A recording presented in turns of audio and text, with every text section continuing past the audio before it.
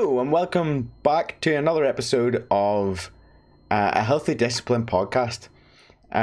Today we're going to be talking about fasting, which is both a helpful, I think helpful, and a controversial topic among some people, depending on what your point of view is on fasting.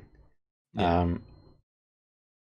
It's a diet trend that people call a diet, but it's really a lack of diet.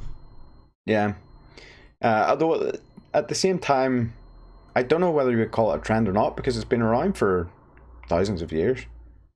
Oh yeah, no, it's just becoming more popular. Like it's like I got into it a couple years ago. Yeah. So the first thing we're going to talk about is our own experiences with fasting. We're gamers, so Yeah. there's So been we have a lot of many times. experience Yeah, there's unintentional fasting. been many times we've accidentally fasted. Doesn't do your body any harm, realistically.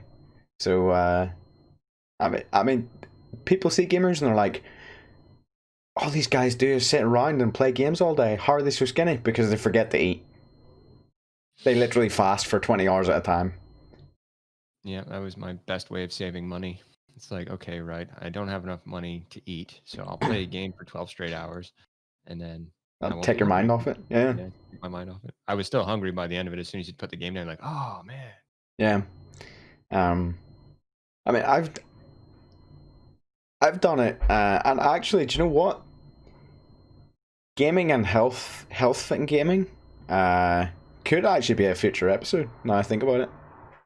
Could be. I wouldn't advocate for it, but Yeah. I like gaming, but but I had a problem with gaming. yeah, well, that's what I mean because there's a Okay. mental and there's a physical side to it. So Yeah. it could be a future episode. But today we're on fasting. Yes. So do you want to go first, or do you want me to go first? Talking about our experiences and all the rest of it.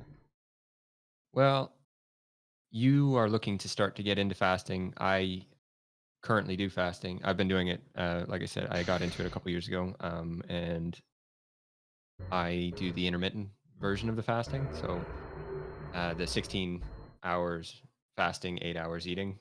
You were planning on doing full day fasting, or are you planning on doing intermittent? Um, no, full day. Full day, just one full day. Because I know you did the 24 hours yesterday. Yeah. Okay. Which honestly wasn't an issue. No, 24 hours is quite easy, I find. Yeah. 48 hours is a little tougher, and then even more than that, it's tougher again. Yeah. No, I want to build it up and get a few days in. Yeah. So what reason did you have to want to start fasting? Because you brought it up to me a couple weeks ago. Yeah, so in terms of fasting, realistically I started fasting whenever I was a child because in the Catholic Church there's holy days, and on those holy days you're supposed to fast. Like on Good Friday, you're not supposed to eat, and as a child I always did it. Not always, but not every holiday or anything, but for some of the big ones, generally I did them every year. And to me, obviously as a child, you I always felt as a child I needed more food. Like I always needed more food. I was a black hole. Like I could eat all day. So Yeah. for me, fasting was a real challenge. Mhm. And more than anything, it was like a mental fortitude kind of thing. Yeah. Because I was real stubborn. Well, I think it's part of the reason why they do that, and I believe almost every religion, if not every religion, has a fasting period, Yeah, and it's more for they do. spirituality and mental fortitude and that kind of stuff. Yeah. So like I've been fasting from when I was a child, and then whenever I got older, I wasn't doing like fasting on holidays or anything, but I was accidentally fasting through being a gamer. I was fasting through being in town with no money. You know, something I'm sure you're aware of as well. Yeah.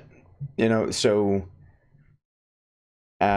what actually piqued me, like I would just do that without thinking about it.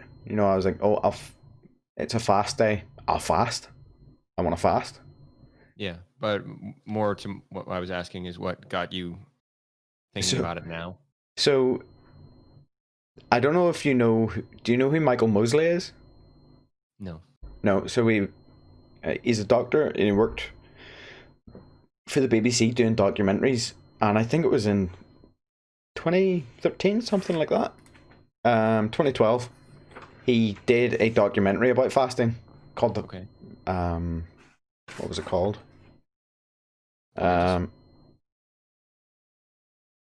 Eat Fast, Live Longer. Where basically he just went into like all these different cultures that fast and all these different people, and they did like different tests on them and all kinds of things. And they then he fasted. I think he did like quite a long fast, maybe like 2 weeks or something on that. But that was like the first time I'd actually looked at it and went, oh, like fasting's actually really healthy for your body. Yep. Whenever it's done properly. But then just whenever we were thinking about topics to do for the next podcast, I kind of just looked at it and was like, well, fasting. I still kind of fast because generally there's a 10-hour period of the day that I don't really eat, not including sleep. So I was like, I kind of do. So there's the 8 hours in sleep. Yeah. Which makes it easier. Yeah. So I was kind of like, well, I still kind of fast.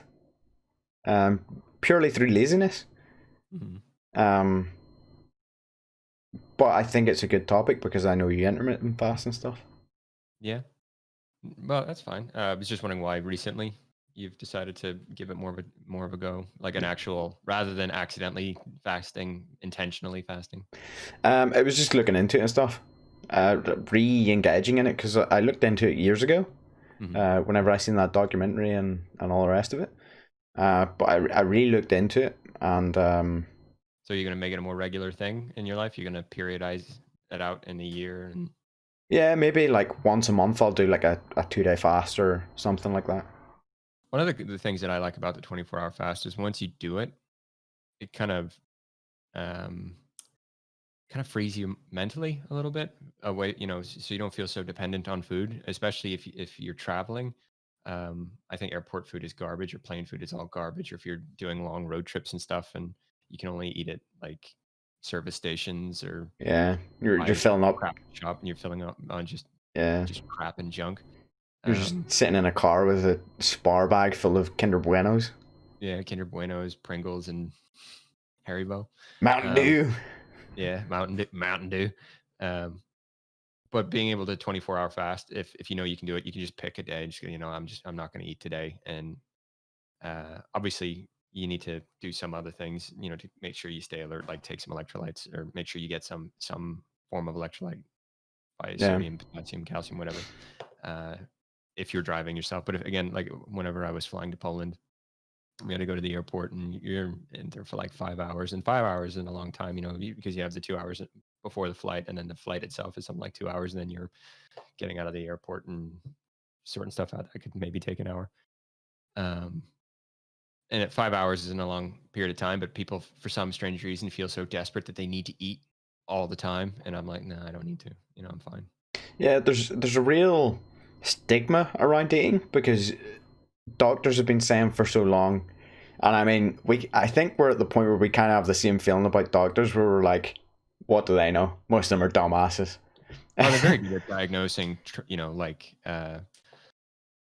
if I have something broken, well done, you can help me with that. I don't know if they're that good at diagnosing that. In personal experience, I don't know about that. Oh, they helped me with my foot. Yeah, I broke it, but other than emergency medicine, I don't really see much point in doctors.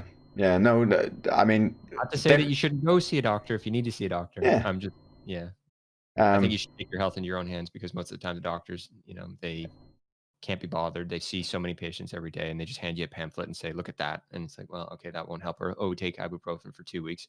Well, I've been doing that because every time I come in with some kind of random pain that I don't understand, you tell me to take ibuprofen for 2 weeks. So I've preemptively done that.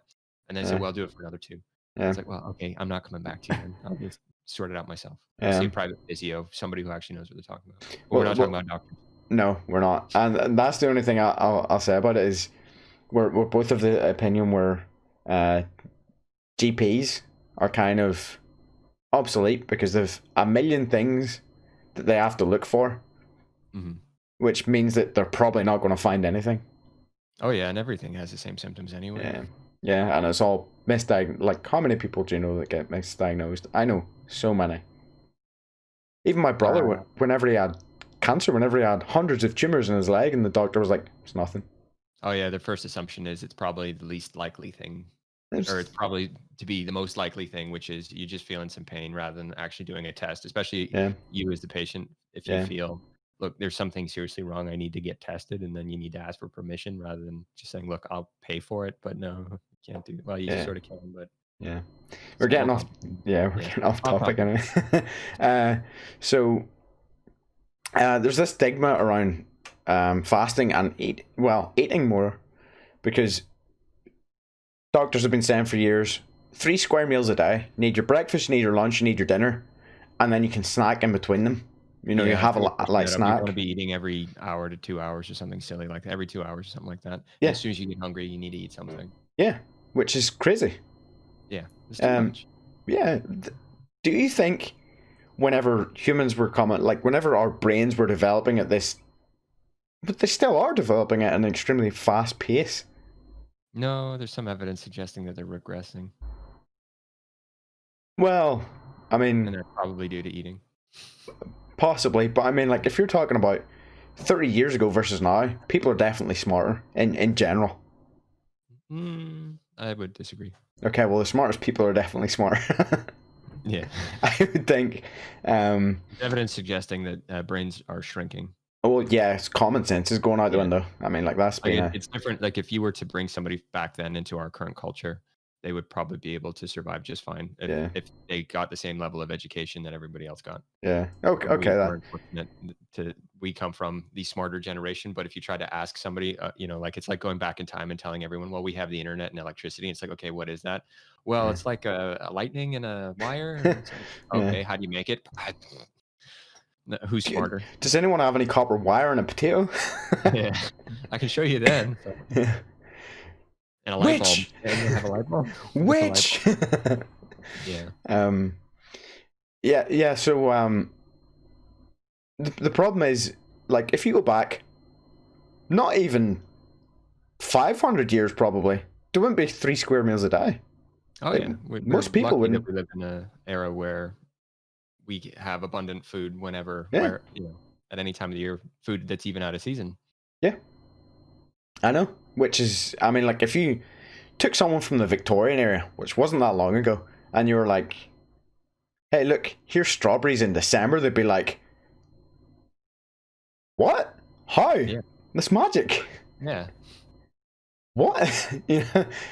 But I think that's part of the problem, where people constantly think, okay, it's 8 a.m. I have to eat my breakfast. It's midday, I have to eat my lunch. It's 6 p.m. I have to eat my dinner. And in between that, they've been having fruit or chocolate bars or crisps or whatever it is. Well, if you even think back realistically, to school, their body hasn't settled all day. Oh yeah, it's constantly. If you think back to school, when you're in school, you have breakfast before you go to school, and then you have your first break, and then you have your lunch, and then you finish school, you have a snack before dinner, and then you have your dinner, and then you have tea before you go to bed. It's different meals a day. Yeah. And they tell you need it in order for your brain to function properly. And I can't ever remember a time eating porridge in the morning and then I wasn't starving by the time it got to break time. And then have something that is, like a Nutri-Grain bar or something, or some biscuits as a snack, during break time. And then you're starving by the time lunch comes around. See, I was that kid that I always had a massive breakfast. Mm-hmm. And I would go to school by break time, which is what, 10:30? Something like that. Yeah, something like that. 10:15, around then. I would basically devour my whole lunch, and then I would get to lunchtime and I'm like, I'm so hungry, I don't have any food. Mm-hmm. And then I would get home and I'd, go look for whatever we had, Crisps and... Yeah, although I had quite a strict house, so I wasn't allowed to just go and, like, eat biscuits or just take a pack of crisps. I had to ask. So if my mum was at work, too bad, I just had to... Oh, I was the same. Yeah. Just had to wait. Mhm. But But like that I could, also gets into another topic of food and what kinds of foods, like carbohydrates versus proteins and fats and satiation and stuff. But we'll stick to just the fasting thing. yeah, Uh, yeah, we like to go on tangents, or at least yeah, I do. yeah. Um, Well, I mean, it's loosely related. Loosely yeah. related. So one of the things about the intermittent fasting, since we're talking about hunger, Mm, the main benefit that I found, or well, one of the main benefits, there's a lot of benefits. The one that I find again most empowering, if you want to think about it that way, same thing with a 24-hour fast. As soon as you know you can 24-hour fast, it doesn't leave you. You're no longer a slave to your meal cycle as such. yeah. But if you intermittent fast 16 hours, 8 hour, 16, 8 or 12, 12 or whatever way you want to intermittent fast, if you keep it consistent throughout the day, so I would start eating at lunchtime, uh, generally. So I would do 16 to 18 hours, depending on when I had my dinner. Hmm. And I didn't actually get hungry until my normal mealtime because you have the two hormones, leptin and ghrelin, that regulate satiate or hunger. So one that makes you hunger and one that makes you feel satiated. Yeah, And the longer you intermittent fast and you start eating at those exact times, then those hormones start to build up naturally at the time that you would normally eat, and then as soon as you eat, it would drop down again, and then it would build up next to your next meal. So I only ever got hungry twice a day. yeah. And when I mean hunger, I mean like actual hunger. I would have cravings for things because I'm horribly sugar addicted, Hmm. but I wouldn't say I was hungry. It's just more that I want to eat it because I like sugar rather Yeah. than wanting to eat it because I was hungry. Hmm. Um. Well, I mean, part of that's also down to.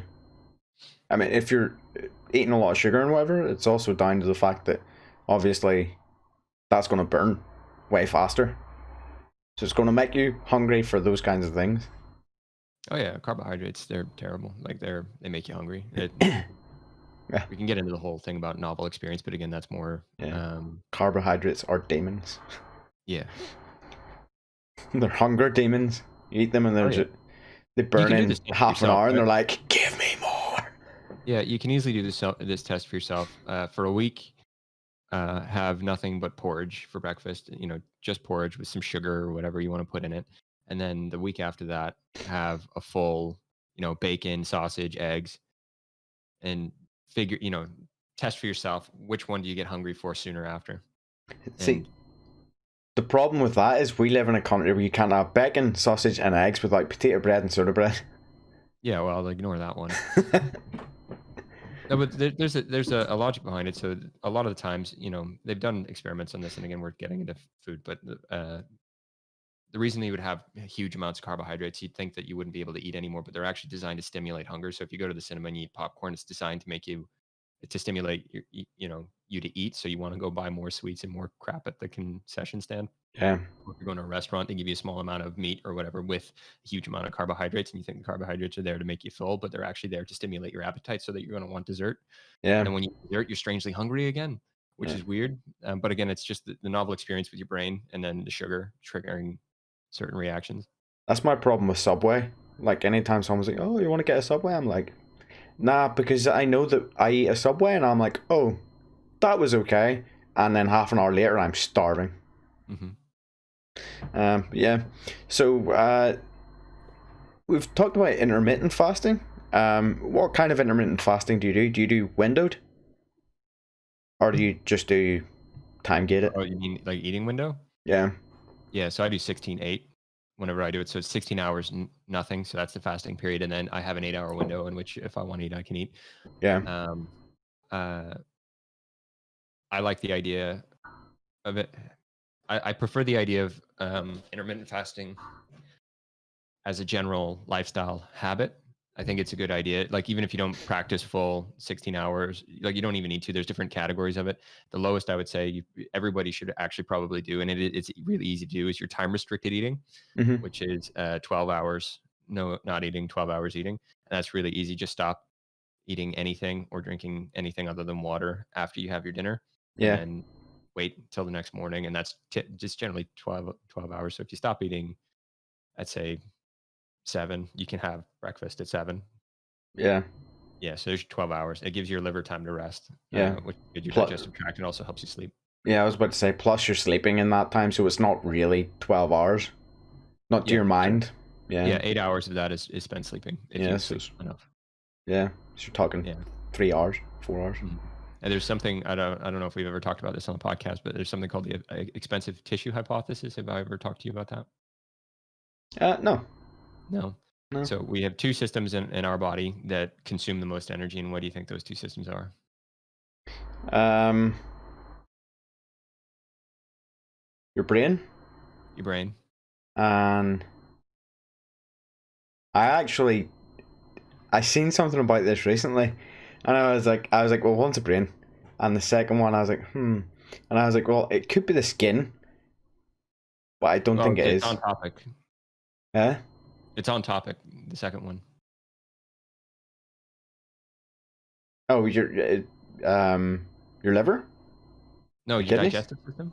just your digestive system. Yeah, your whole Yeah, digestive yeah, system. yeah. Yeah. See, I actually seen someone asking this question recently, Hmm. and I did the same thing. I was like, I keep thinking the skin because it's obviously like your whole body's covered in skin and it's Yeah. constantly repairing and all the rest of it. But Yeah, but your yeah, skin does relatively little. Like your yeah, digestive system has to break down yeah, chemically and it's everything doing that it you eat. constantly because we're Yeah. constantly eating. Yeah. So giving your digestive system a rest, all the calories and energy can go to the brain where it's supposed to. And if you're eating before bed, your body spends more time digesting than it does recovering from sleep. So it's a good idea to stop eating so many hours before bed, and it'll help with your sleeping if you are struggling with sleep. Yeah, Not to say it'll um, fix your sleep, but it'll help. You'll yeah, get better quality for the sleep that you get. yeah. You don't wake up as tired, Hmm. um, which I know you struggled with for quite a while, but I don't know if that Yeah. was due to eating. Well, I've been reading so many things recently that makes me think, wow, I was just so stupid when it comes to food. Do you remember Uh, how hard I tried to get you to change your diet? no, but it's not even that. It was just more my beliefs about food. So, like anyone who knows me now knows I'm a huge advocate of fat. I used to not touch it. I fully believed the crap that the government pumped out about how saturated fats are bad for you. You need to switch to these oils, and these are better for you. These are low fat. Even those 0 calorie sprays that you get for your thing that don't equal 0 calories. Depends on how many times you squirt. If you do one squirt, sure, there's like point whatever percent of a calorie, but you need more than one, so you end up getting some kind of See, calories in there that's the anyway. trick. Like a lot of healthy cooking things are like, use 2 sprays of your 0 calorie spray, and you're like, this pan's dry as all hell. You know, like, what am I cooking on this? Yeah, and then You're like, the other thing was salt. I thought salt was terrible, and I wouldn't put salt on anything. I don't know if you remember this, but I would never put butter on anything, and I would never salt anything. So my I food remember had whenever no you started flavor. changing and putting salt and butter and things. Yeah, Yeah, and my life just like, wow, the sky's bluer. Things smell more vividly. I don't know. It just everything just feels more, delightful. it's like Like you're a everything. recovering heroin addict. Yeah, I can see again. yeah. So my electrolyte balance was crap because I didn't have any sodium in my body. Uh, Uh, if I had anything, well, anyway, back to fasting. yeah. So, have you ever heard of the fast diet? No, No. So it's also known as the 5-2 diet. no. So what it is you eat normally 5 days of the week, and then you fast for the other two, consuming five to Okay, 600 calories. I've heard it. I guess I have heard of it. I just haven't heard it described that way. Yeah. I know people that do fast for 2 days. Yeah. So you can eat really lightly. You're I not think it's full Jack Dorsey, fasting. the But Twitter guy. He does that. He doesn't eat it over the weekend. very well could do. Yeah. It's. I mean, I don't disagree with it. I don't No, know. I don't see much wrong with it. Yeah, because I mean, like I wouldn't do basically, it. you can eat those 2 days. You just can't eat much. Yeah. I just don't really see much point in depriving yourself unless you, of course, that's what you really want to do. Yeah.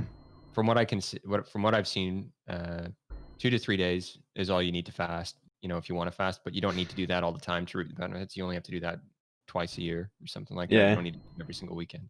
Yeah. So there's I was looking up all the different types of fasting diets, and there's loads. There's more coming out all the time as well. There's the alternate day fasting diet. Yeah, I heard that one. Yeah, which is just every other day you fast. So the problem with that, I would think, is a lot of people that do that eat like a pig one day and then don't eat the next day. Yeah, one of the problems with fasting is they think that they can use that as an excuse to binge, Yeah, which isn't but very it good. just makes Like, you I'm more eating some hungry the cookies second all day. day and I'll fast and then I'll be fine. It's like, no, that's not how it works. Yeah, You're eating crap, not getting any nutrients, and now you're starving yourself, and then you're eating crap again. It's yeah.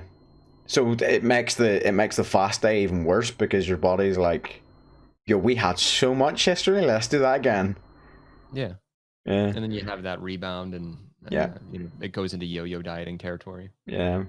So there's the warrior diet. Mhm. Uh, good reaction. Mm. It's a small morning meal followed by a large 3 or 4 p.m. meal, and then fasting until the morning again. I don't think that's what warriors did. I remember them getting drunk before a battle. That's true. You never know when your last day is going to be, so. Yeah, liquid courage. Mm-hmm. Um, Well, you live your life the way that you want to, just in case you don't see another day. yeah, that's true. Although I wouldn't advise anyone that's going into a fight to do it drunk, but No. there you go. If you're scared, if you're going to die. But, yeah. well, I'm not saying they were drunk during the fight. I said the night before. Because you're saying fast. I mean, I'd rather be drunk during it than the night before, like over the raging hangover. Yeah. You go in like swinging your sword. Please just don't hit my head. I can't take that today. I'm vomiting on people. So the warrior diet, to be honest, it's just realistically it's an intermittent fast with a small meal in the morning. It just seems like time restricted eating to me. It kind of is, but it would also probably be calorie gated because you're having one small meal and one large meal. Well, that's another problem with that's kind of how I eat anyway, because I generally skip lunch. Yeah. Well, I didn't have lunch today either, but I had a donut. Well, for breakfast I had a couple of eggs, a giant sausage, and some bacon. I had some. What did I have? I had at about 8 a.m. I had granola and a yogurt and a croissant. All the carbohydrates. Yep. It's like you don't even listen to our own advice. I was hungry. Yeah, but anyway, back to what I was going to say about calories. That's another problem with fasting and training. If you're doing a lot of training and fasting, it's not necessarily safe either because you need to replenish electrolytes, like we said a little while ago. Plus, you need the adequate protein to help recover, and fats as well for your vitamins and minerals. And if you believe in carbohydrates being essential, then that too. I personally don't. Well, I mean, you need some carbohydrates, but it's not as much as you're led to believe. You don't need it. It can be helpful, but you don't need it. Your body produces enough glucose.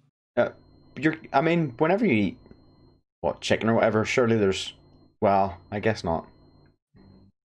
I guess there is carbohydrates in it, depending on where you get your chicken from.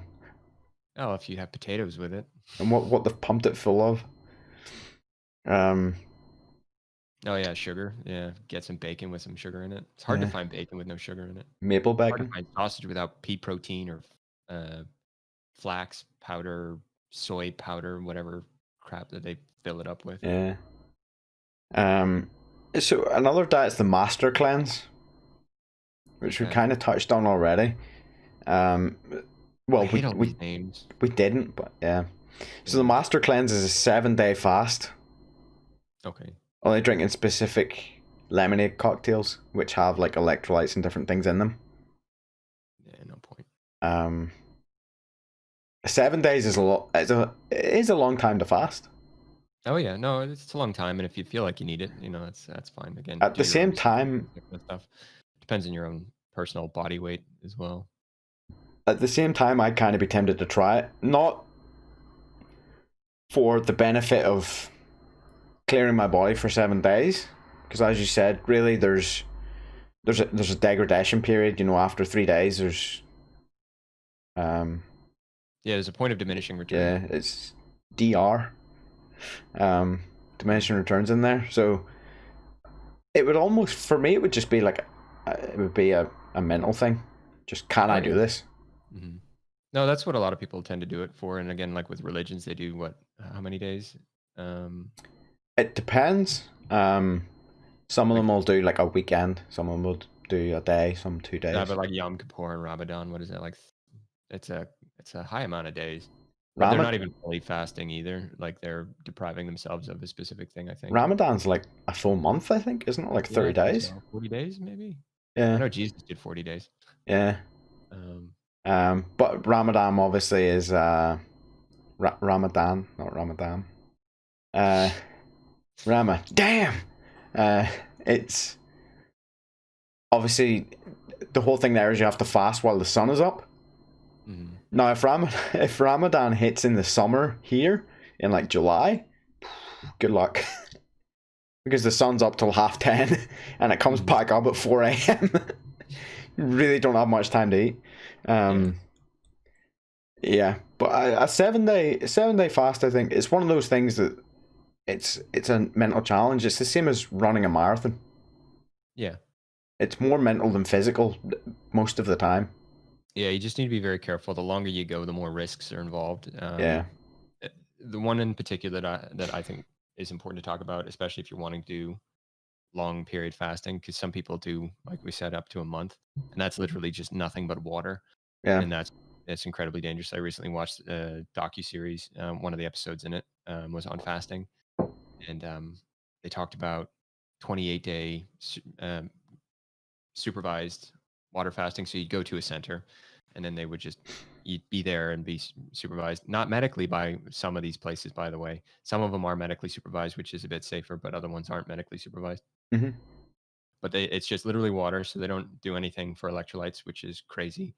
And then you need to pay particular attention to refeeding, because have you ever heard of refeed syndrome? I have, actually. Yes, David Blaine was talking about it on Joe Rogan last week. He did a fast. Yeah, that's right. Yeah. So one of the biggest things that most people can think back to is the war. What happened in the concentration camps back in the day. They were starved for a long time. Soldiers came in, started giving them food. They started eating the food, and then just started dropping dead. Yeah. All of them having heart attacks. They were rescuing them from POW camps, and then as soon as they were in the clear, they'd be like, "Oh, like here's like 5 bars of chocolate," and they would stuff it in their face, and then they would just drop. Yeah. So the problem with long-term fasting is, especially when all you have are fluids and you're flushing everything out of your system, your body freaks out and goes, okay, we really need to save these electrolytes, because without these electrolytes, we're going to die. So it holds onto them as tightly as they can. And as soon as you eat, the body thinks, okay, great, we have nutrients coming in. We can release the stuff that's in the cells, and then you have this excess of potassium that just courses through your veins and gives you a heart attack. Yeah. I think that's what it is. Maybe need to double check. Yeah, no, I would need to look up more as well. But yeah, I think it's mostly to do with potassium, but I know it can be down. I know it can be down to the food you eat, but also I think it's more so the quantity. Because they could give you a chocolate bar and you stuffing their faces with it. Yeah. So when you're doing it, you want to start off on like a light broth or something like that, just to keep it simple, a soup or whatever. Yeah. Or just eventually work yourself tiny up. nibbles. Yeah. Yeah. Just small, tiny amounts. And then work your way up to, over the course of a few days, bring yourself back up to a normal eating routine. Yeah. But this is, when I was watching this docuseries, people had ended up dying, especially in these unsupervised fasting centers, because you'd go 28 days. They wouldn't check any of their electrolyte levels. They wouldn't check their blood pressure. Well, they would do blood pressure and temperature, and then heart rate. And it's like, oh, well, it's natural. If your heart goes, a certain speed, that's absolutely fine. Your body's just getting rid of toxins, and this is the way it happens. All this kind of spiritual hippie crap.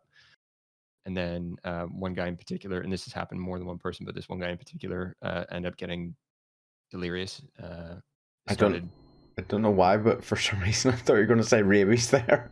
Rabies? He just started acting really strange, and they talked him down from just walking away randomly. But they said, "Look, we'll take you to a hotel, away from the rest of the group without supervision." And when they took him there and they left him there the entire night, they came back to collect him, and he had died. He fell down the stairs and multiple impact sites on his head as he struck the ground in the steps on the way down. He ended up dying. Yeah. It's the most common ways because he was delirious and they just left him to his own devices without supervising him and making sure he was okay, and then taking him off, starting the refeed process sooner because it seemed like he really needed it. Mm-hmm. They just left him. He fainted and he died.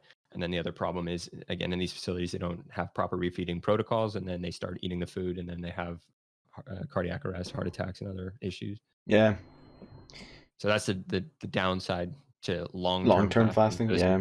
This is partially why I'm not into long-term fasting. Yeah. I don't really see, like I said a while ago, 2 to 3 days. That's all you really need for the maximum amount of benefits without any of the side effects. And then after that, it's just a diminishing sort of return on investment after that. Yeah. Yeah, no, I would agree, to be honest.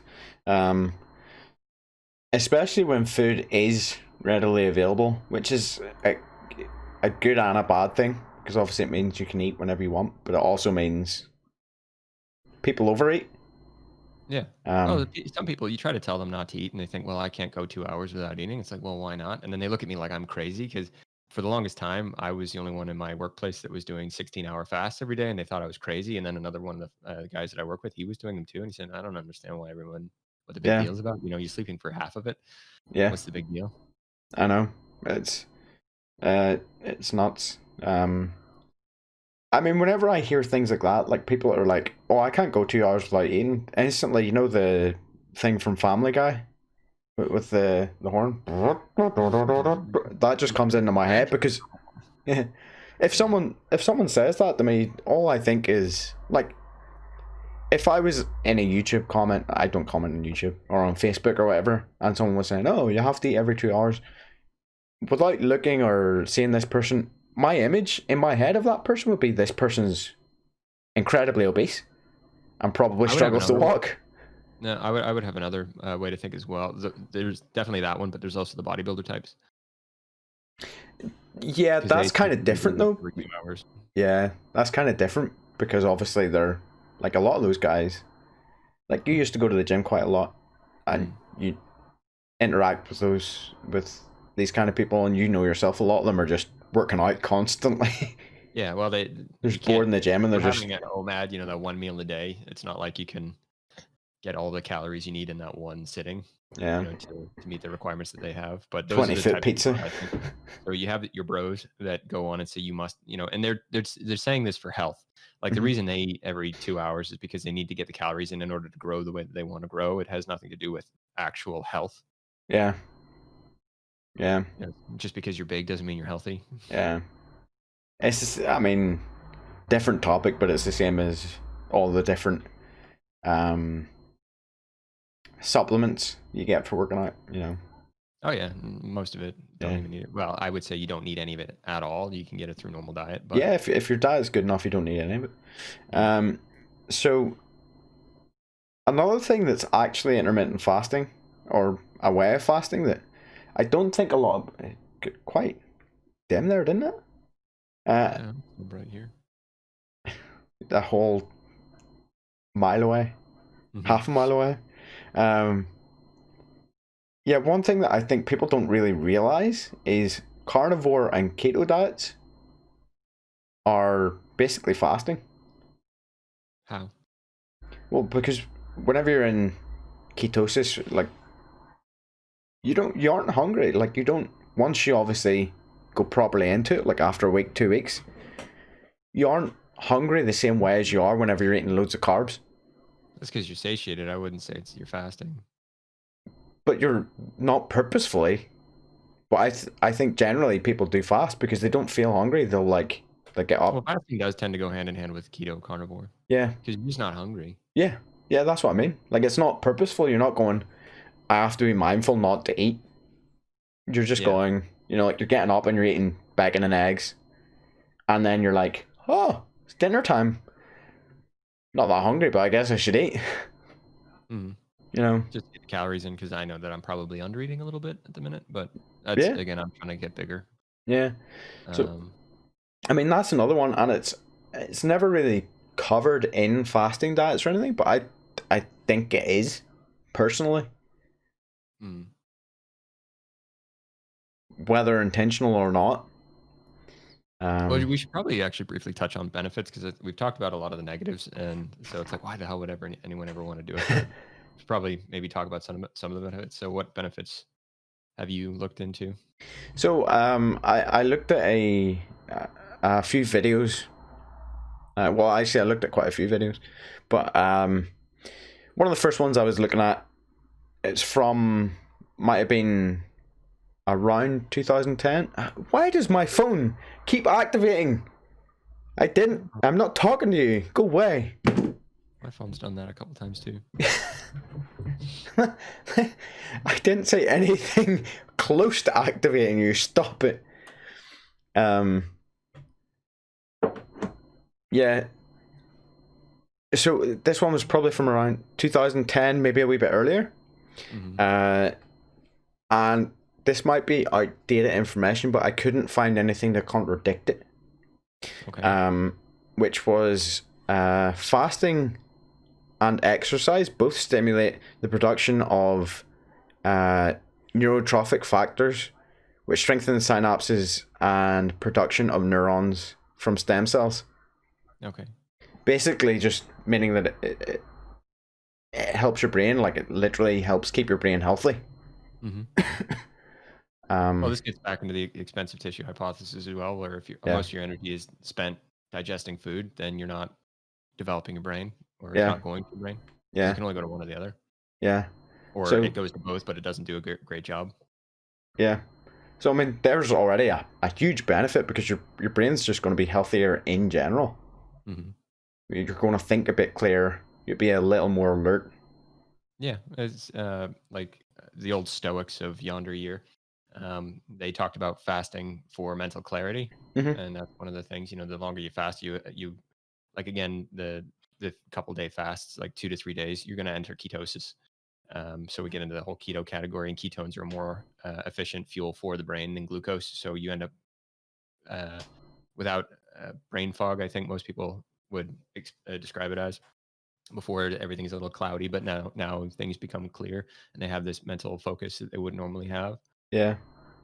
And if you think about it as well, most of the smartest people in the world fast. Hmm. No, Um, it's well documented. Like I said, the old Stoics and other writers, they would talk about intentionally not eating for several days just so that yeah. they can think clearer. I'm pretty sure Einstein's on record as fasting, right? I don't know about him specifically, but probably. I think. Obviously Gandhi. Maybe people don't recognize him as being like an incredibly intelligent individual, but he was. Mm. He was very smart. I think what you call him from Microsoft, Bill Gates. I think he fasts. Yeah, he's a vegan though. Oh, Well, plant based. I don't know. I know he's not a big meat lover. ooh. Okay. He's one of the big Impossible Burger financiers, I think. Oh, is he? Well, I mean, like, you can look it up. There's loads Oh no, I'm of. thinking of James Cameron. Oh, Yeah, that's different. vegan Yeah, supplements and everything. there's loads of different people who have been like the top of their field. You can look it up who have all advocated fasting. Yeah. So I mean, like that's almost, you can't really say it's proof, but I mean it helps. Oh yeah, and like we've said, it goes back thousands of years as well. Yeah, You know, and we as much as we talk about our unintentional fasting with gaming, fasting was an unintentional thing normally anyway. When you go back to before the prevalence of convenient supermarket foods, you had to go out and get your own food, and there'd be times where you'd have periods of famine where you couldn't eat all the time, or if you yeah, missed your kill for a few days, you couldn't eat that, or some issue with the yield of your crop, and there are a lot of different reasons why you wouldn't be able to constantly eat. yeah. It's winter and you can't find any animals. Yeah, Yeah, so there's days you go for a few days without eating at all, or yeah, depending on the size of your your tribe or whomever you're with, the people who need it the most get it, Yeah. like the kids and things like that. And the human body's developed for that anyway, so Human body's designed. I would say it's more designed to not eat than it is to eat constantly. yeah. Oh, for sure. Mm, Which is something I've said for years. yeah, and we're not saying there's obviously disorders that would say that they don't want to eat at all, but we don't go Yeah. there. Yeah. So I guess it falls into the same as the last one, but uh, fasting can increase the production of new nerve cells from stem cells in the hippocampus, Hmm. supposedly. Supposedly, I, allegedly, theoretically, again, I don't think there's a whole lot of study into that, but it probably. is one of the points that was put across in two different videos I watched. Um, uh, Another one which is interesting. Apparently, entering ketosis can suppress epilepsy. Yeah, one of the main before a lot of these drugs came out for epilepsy, the main treatment would have been to make sure you were in a state of ketosis. Don't eat carbohydrates and eat only fats and meats and or fats and proteins or don't eat. And then once you get into the state of ketosis, it stops epileptic incidences or helps prevent them. Yeah. So I mean, I can't remember why. I did read something about it before, and it did explain a little bit better why ketones were more beneficial yeah, than glucose for yeah. that reason. But I can't remember it off the top of my head. I mean, Well, even when I was reading it, I think it was over my head. But I I thought it was don't, quite. I don't know much about epilepsy. I've never really looked into it or anything. I thought that was quite interesting actually because I know a few epileptic people and I don't remember any of them being told, don't eat bread. you know. I've told a couple of people, Yeah. So but it's hard to change your diet. it is, especially whenever we're so dependent on breads and all the rest of it. Yeah, Like and if you plus go, I'm not a doctor, and if anything goes wrong, I don't want to be responsible for what yeah, happens. But from what I've read, I would happily recommend give it a try, and let your doctor know what you're doing, and make sure you stay safe. yeah. Um, But if it were me personally, I would probably try it. so would I, without a doubt. So apparently it helps your nerve cells repair your DNA and resist disease. Yeah. So this again comes back to the repair side of things. Like when Yeah, your body can only invest so much energy into repairing itself as well versus digestion. yeah. So it's all, most of it's to do with the fact that your energy's being diverted from your digestive system, and then it can go. Finally, I can help other parts of the body. Yeah, and then this gets into the other one that I want to talk about, which is autophagy or autophagy or autophagy, whatever way you want to pronounce it. I think it's probably Um, autophagy. I think it's autophagy. I think that's the way that I've heard most of it saying, but it's auto and then phage. But anyway, Yeah. so essentially what happens is not to be confused with apoptosis, just for anyone who knows what these things are.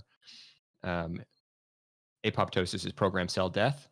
Mm-hmm. So your cell decides, okay, we don't need that anymore, and we'll just kill that cell off, and then whatever. But autophagy is sort of like the cell's own way of cleaning itself. So if you have any sort of damaged bits or bacteria or anything that's floating around in your cell that shouldn't be there, the autophagic system, you get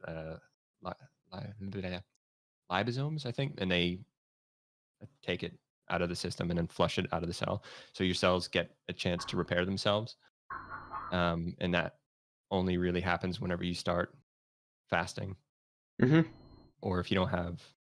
There's certain conditions that can help, but one of the main benefits from what I've been able to tell is the autophagy for cell cleaning and fixing, and giving your liver a rest. Yeah.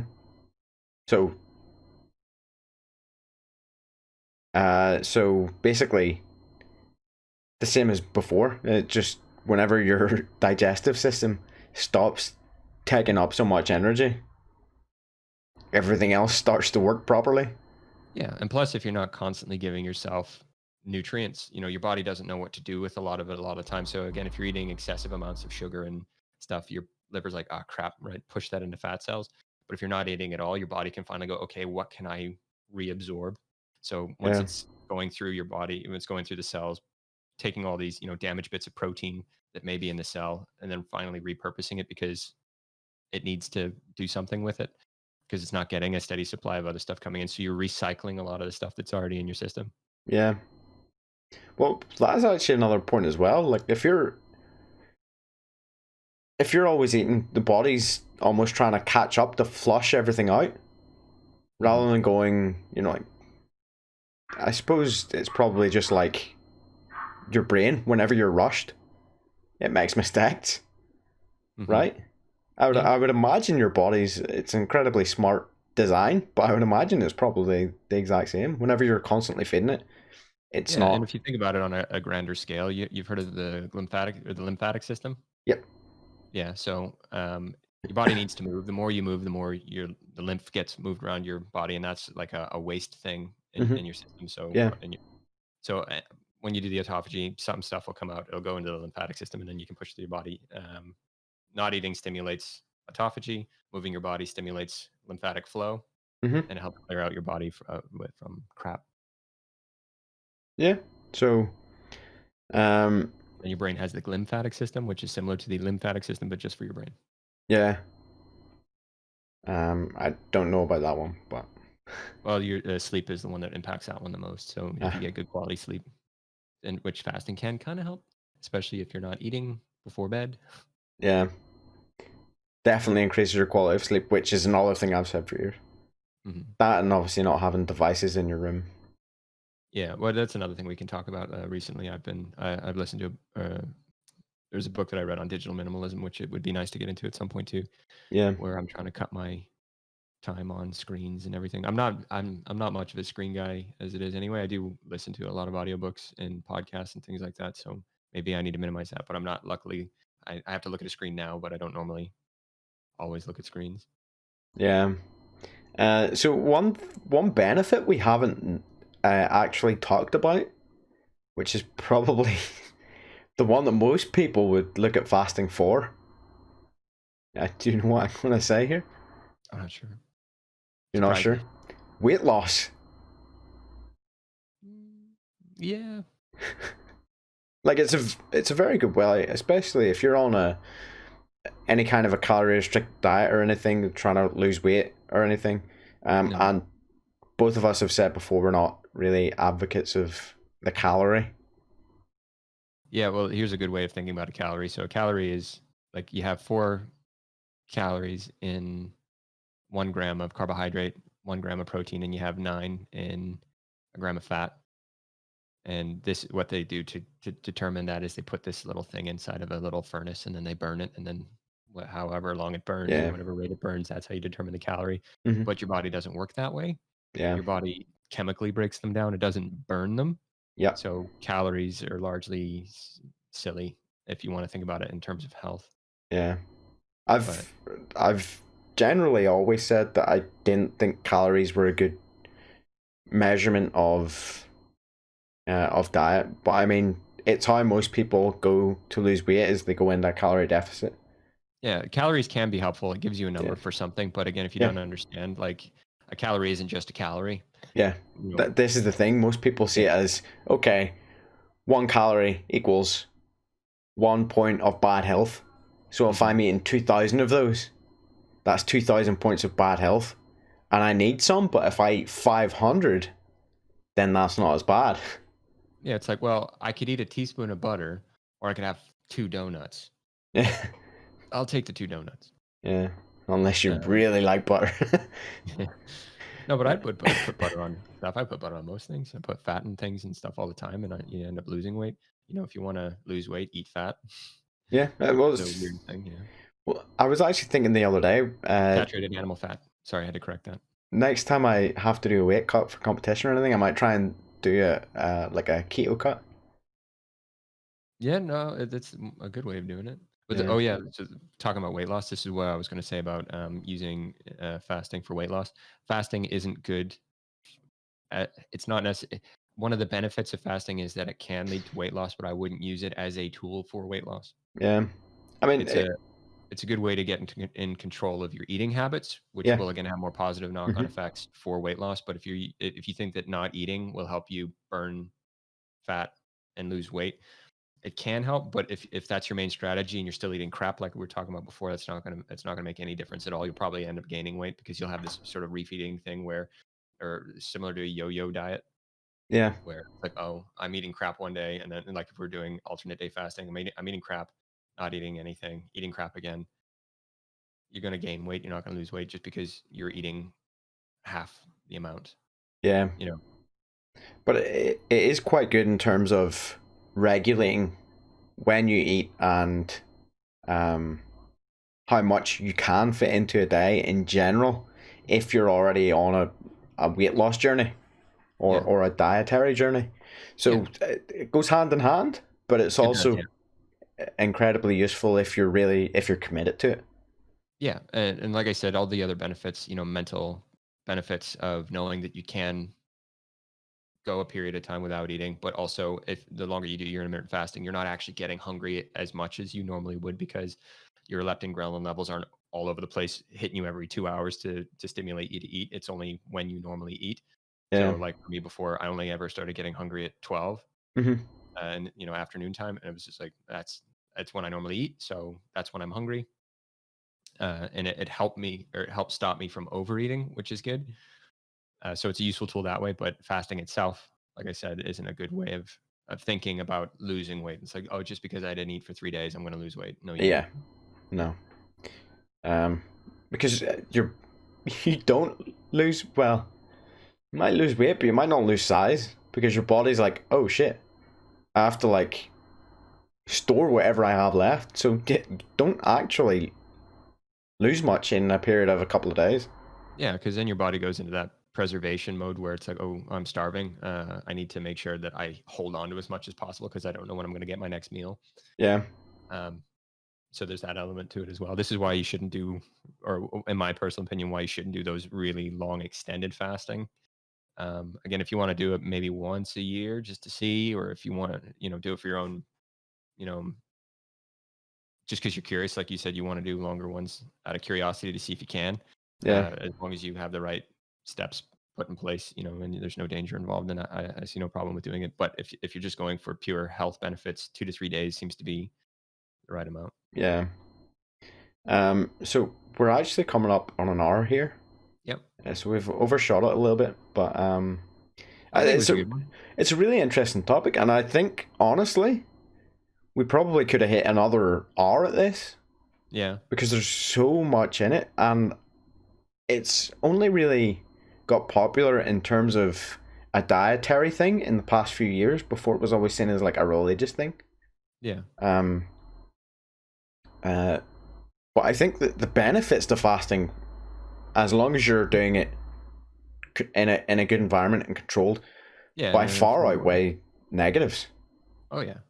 I actually have written down here that there's cases of it actually helping with diabetes, where people's Yeah. blood sugars have gone back into regulation by them doing fasting. Yeah, so that was actually another one that I kind of wanted to talk about as well, but I forgot about. Just in a nutshell, um, it only helps with type 2 diabetes, doesn't help with type 1. The reason why that happens is because with type 1 diabetes, your body doesn't actually produce any insulin whatsoever. Whereas in type 2, it's an excess of insulin, so you become insulin sensitive, or sorry, insulin resistant. Hmm. So over the course of the days that you're fasting, your body starts to become more sensitive to insulin, so you don't have to pump out as much in order to get the same effect, and then that starts to reduce type 2 diabetes because Yeah, there's a certain threshold that your receptors can handle for insulin, and if it's constantly flooded, it starts to shut those receptors down so that you don't get too much. Um, and then by fasting, you're obviously not flooding your system with insulin, so they start becoming resensitized so that they go back to natural normal function. yeah, And that reduces the amount of insulin in your blood because once those receptors shut off, your body's like, "Oh crap, we need to pump more insulin into that," and then it's just creating this big circle or cycle of dependency or yeah. not dependency, resistance. Hmm. So I mean, it's just another benefit. Yeah, Just there's a good another. book, The Diabetes Code. If anyone who has type 2 diabetes, read that. It goes into more about fasting and diabetes and how to reverse it. It's by Dr. Jason Fung. Hmm. It's really interesting if you have type 2 diabetes and you want to kick it. Yeah.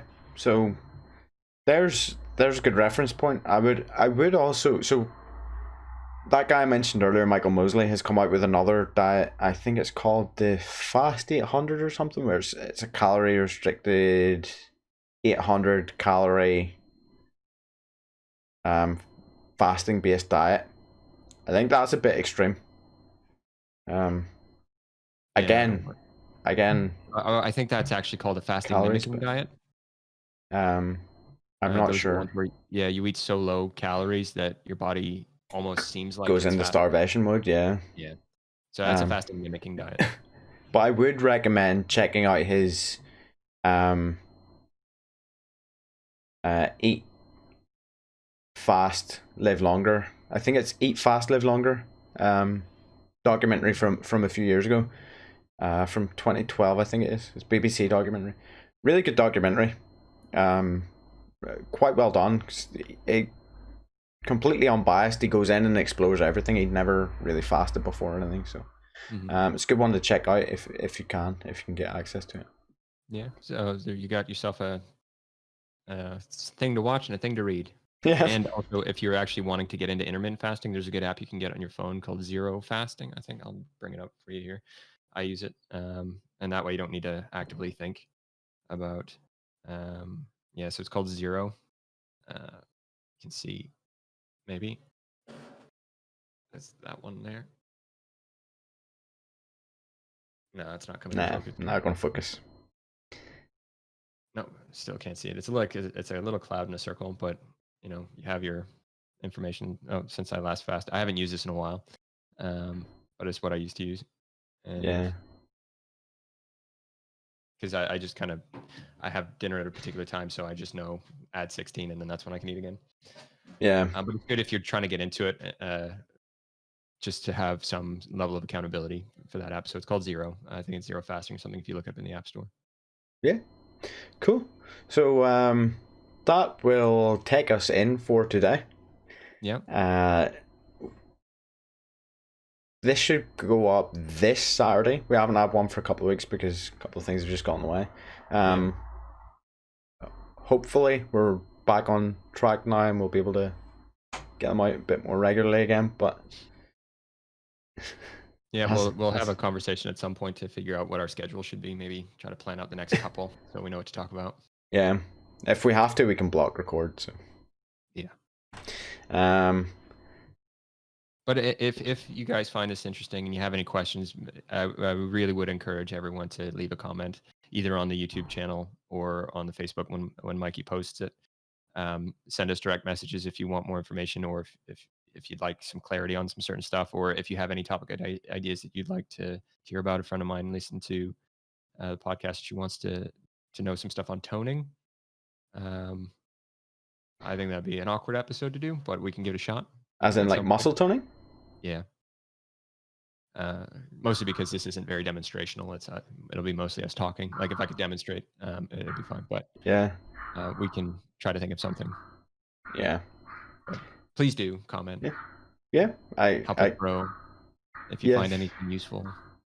If you have any topics you would like us to check out, don't be scared to ask. If you think any of the information we're trying to get, well, we're not really giving out information, we're discussing information. If you think any of it's definitely wrong and it's a danger to someone, or we've got something wrong, just don't be scared to say. Just make it clear what you're talking about, or we'll be thinking you're crazy.